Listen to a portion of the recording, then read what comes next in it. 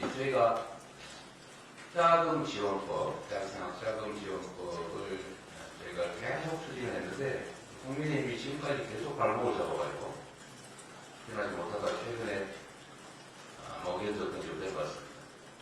지금이라도 입장을 바꿔서 자금 지원법에 참여해 주신 것은 정부 여당이 고맙게 생각하는데 꼭 거짓말 비슷하게 우리 본인들이 했다고 이게 지금 한다는 거 아닙니까? 말만 하고 행동을 하지 않더니 이제는 그때까지 반대하다가 결국 야당 안에 힘겹게 동의하면서 다시 자신들이 하는 저는 이런 식으로 왜곡 조작을 일삼는데 국민의 힘에도 그런 말씀 꼭 드리고 싶습니다. 없는 사실을 지어내거나 있는 사실을 조작, 왜곡해서 잠시 국민들이 먹는 것 같아도 그런 거짓말, 조작으로 결코 정치를 성공할 수 없다 이 말씀을 드립니다. 그리고 이거 제가 좀 늦어졌는데 아까 제가 하나 빼먹은 것 같아요.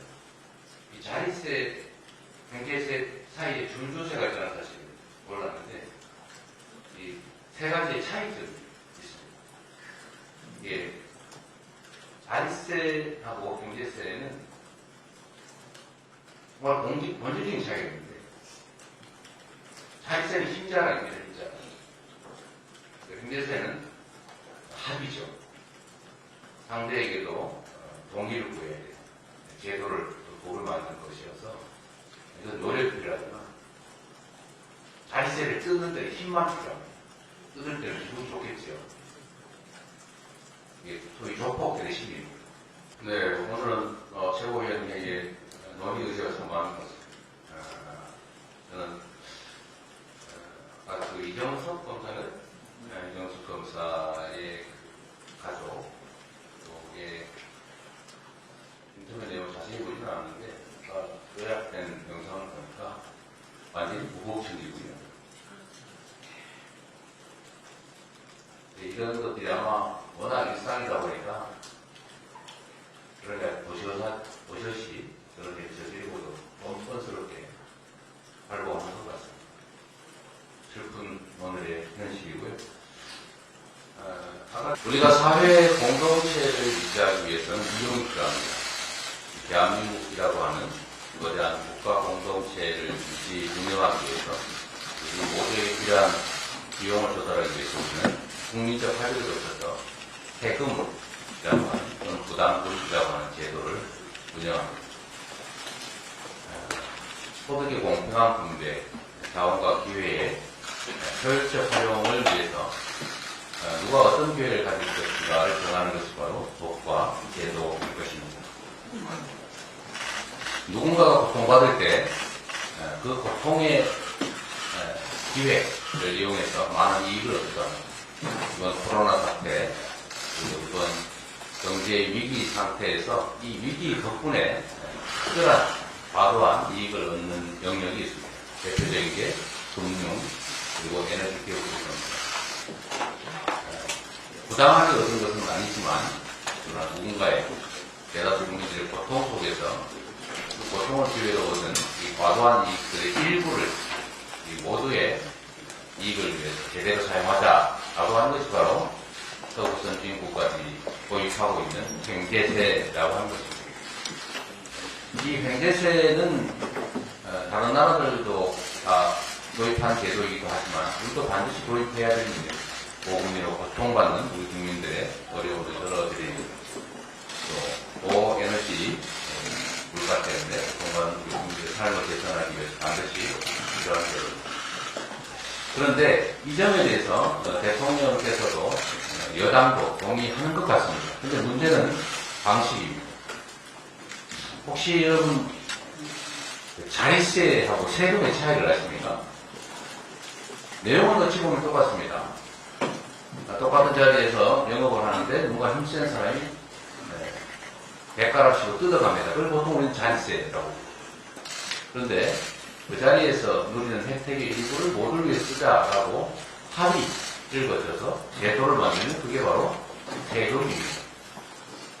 근데 대통령과 이 금융위원장, 금감원장이 취하는 태도들이 약간은 이 법과 제도에 어긋나 있는 것 같습니다. 금융위원장과 금감원장이 20일에도 금융지식회장들을 불러놓고 사회적 책임을 얘기하면서 부담금을 좀 내라라는 식의 압박을 가했다고 합니다. 제가 이렇게 말씀드리고 싶습니다. 이게 윤석열 특수부 검찰식 표현으로 하면 이런 게 직권남용입니다. 그래서 합법적으로 국민적 합의에 기초해서 경제세를 도입하는 법안 협의에 신속하게 나서 주시기를 바랍니다.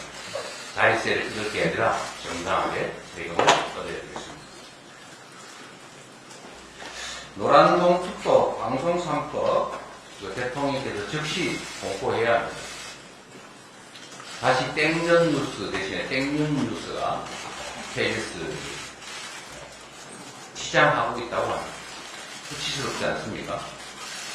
사회와 역사는 앞으로 나아가야 하는데 어쩌다가 이 완전히 과거 수십 년 전으로 순식간에 퇴행하고 있습니다. 방송법, 노란봉투법, 합법화업 보장법 즉시 공포하시기를 바랍니다. 역사와 민주주의 발전에 역행하는 그런 일들이 기록되지 않기를 바랍니다. 북한이 군사 정찰 위성 발사를 했다고 합니다. 명백한 안보리 대립 위반입니다. 강력하게 확고한 군사 대비 태세가 어렵되어서 중요합니다. 전 세계가 먹고 사는 문제를 해결하기 위해서 서로 적대하면서도 협력하는 현상을 우리가 목격했습니다. 이 중간에 갈등이 격화되는 것 같지만, 대립이 격화되는 것 같지만, 결국 다시 정상들이 만나서 협력을 강화합니다. 그 사이에 우리는 왕따가 되고 말았습니다. 이번에 북한의 전략 무기 도발에 대해서 효과적으로 제어할 대책을 만드는 것이 반드시 필요한 일입니다. 그러나 이것이 마치 새로운 안보 위기를 조장하고 정치적 또는 정략적 목표로 대한민국 국민들의 안전, 한반도의 평화를 희생시키는 일이 생겨서는 안 됩니다. 이 사태를 계기로 첫 번째 나온 반응이 9.19 합의 효력 정지인 것 같습니다.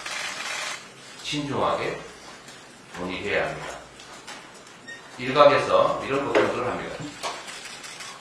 저는 이 걱정이 사실이 아닐 것이라고 믿고 또 그렇게 되기를 간곡히 바랍니다. 정치적으로 위기에 처하고 선거 상황이 나빠지면 혹시 과거의 북풍처럼 휴전선에 군사 도발을 유도하거나 충돌을 방치한 상황이 오지 않을까 하는 걱정입니다. 어떤 경우에도 국민의 생명과 안전 그리고 이 한반도의 평화라는 것을 희생시켜서는 안 됩니다. 국가의 제1 목표는 국민의 생명과 안전, 국가 공동체의 존속입니다. 정치적, 정략적 목적으로 안보와 민생을 희생시키는 일은 결코 국민과 역사가 다시 하지 않을 것이다 라는 말씀을 드립니다. 고맙습니다.